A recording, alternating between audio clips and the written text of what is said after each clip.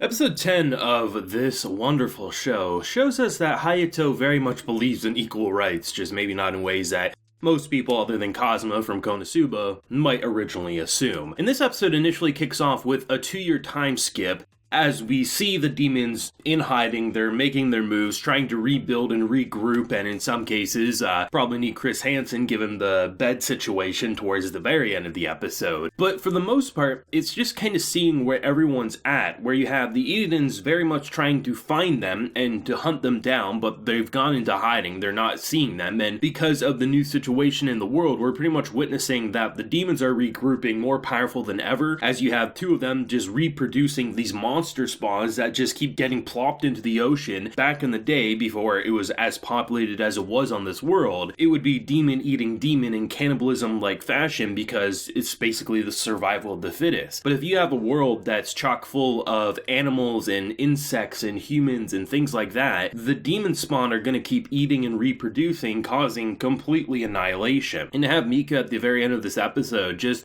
go guns a-blazing. At that point, I think it was 9 years later, because the episode kicks off with a 2-year time skip, and then at one point we see Rin 7 years later from her just standing and looking out, just being completely dumbfounded and having no sense of herself anymore. So the fact that they bought their time that long, they regrouped with the Demon Lord, the robot situation, I thought was incredibly clever, and the fact that she had a ridiculous phrase that no one would ever search for, so when it happened, obviously they know exactly who's sending that message. It was just really cool to see how for so long watching a show like this, you pretty much have looked at least I know I have, and I've seen quite a few people agree, that the demons in certain ways can seem more human than the actual more heroic characters, that being Hayato and Rin and the rest. Now, they're evil and twisted. Miku does beyond illegal things in this show. Look at the end of this latest episode. However, there's multiple points where you typically see it as the heroes regrouping, those being the demons in this case, and it's interesting to see the difference of opinion and how they've definitely shook up the formula of what you typically see, especially when it comes to god and demon-like anime, which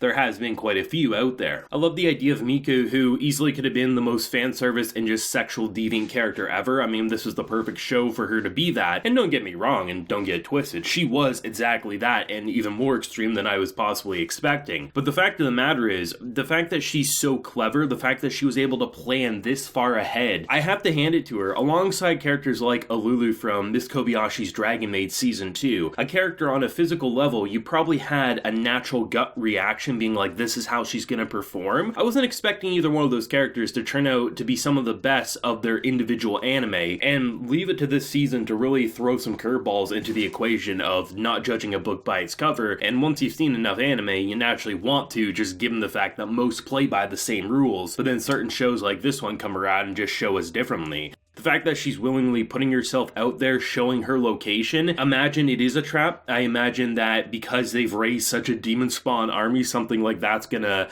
latch out on Prontia or someone like that, but still, it's gonna be interesting. I mean, Isley pretty much had the right idea wanting to train Hayato, because Hayato's basically a bear versus a professional fighter. One may have more physical strength, but a professional fighter is who you should probably put the money on more often than not. But the combination of Gil and Hayato being able to overperform and outpower this character was interesting, and I mean, you can definitely tell Gil was very much influenced by Hayato, which we already knew given how she was born, but still, a lot of interesting pieces, and I'm glad I only have to wait a single day to be able to kick off into the final episode of this wonderful series. But I'll leave it off for here. Obviously, we'll transition into the next part of the review, and we'll see where this amazing show goes from here. So the Eden Deities Only Know Peace has now concluded. I just finished watching the last episode, Potentially Forever, as it's an interesting experience because as far as I know, there was originally a web manga that then became a manga, and pretty early on into this anime, I think they surpassed the manga's chapter releases, so then they went into the web manga.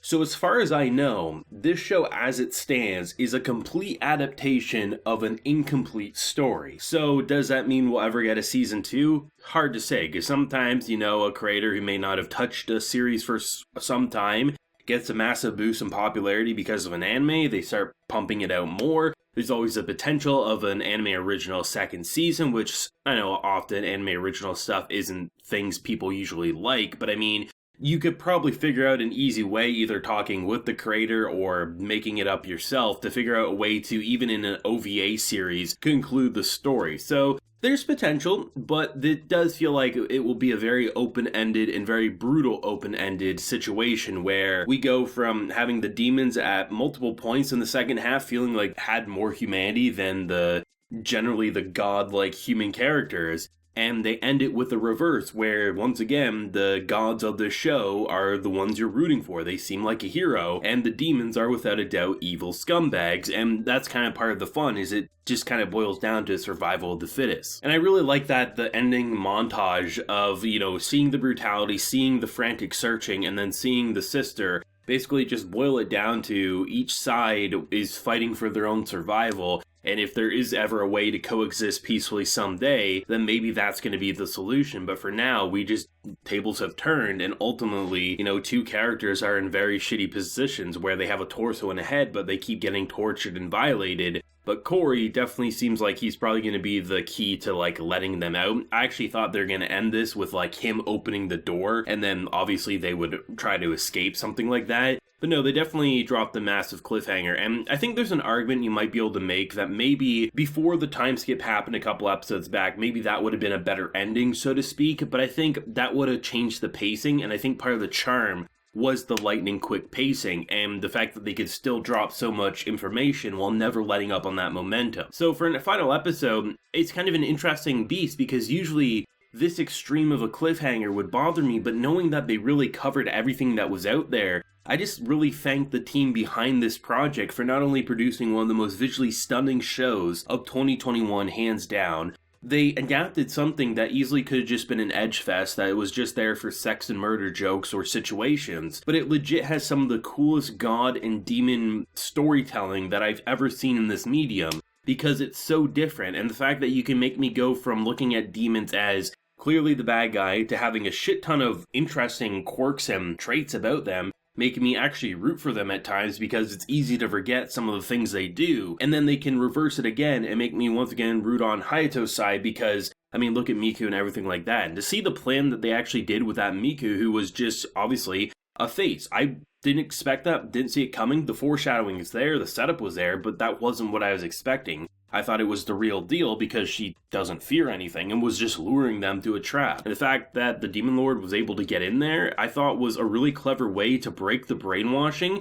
And that's another thing I really like about that, is for so long, you look at the way characters like Isley were interacting with them, and they generally seem concerned and compassionate, and it's easy to forget that they were brainwashed, right? So it's easy to look at that situation and be like, why is she betraying? They clearly had such a great relationship, glossing over the fact that they were brainwashed and violated themselves. So either side can be presented in a negative or evil light or a good or okay light, right? A morally righteous. And I think that's what made it so refreshing, is that rather than just painting it as gods beat the shit out of demons, rather both sides can be just as questionable. The gods are completely fine with most of humanity killing each other as long as some of it succeeded and were able to live so that they could repopulate the earth. They just needed some humans alive, and it's basically survival of the fittest. And either side can be good or bad depending on perspective, though there's definitely some very objectively questionable and evil things like what Miku was doing with the children there and trying to repopulate, but still, it's all survival of the fittest. I think that's what made it so great, and as a last episode, one of the most brutal cliffhangers and open-ended things I've seen in some time. But given the fact that we know they're not human, the fact that they can regenerate, and the fact that they want to continue to torture, Corey's probably going to release them, to me, it feels like the story's just getting started. Will we ever see more? Hard to say, probably not, but you never know.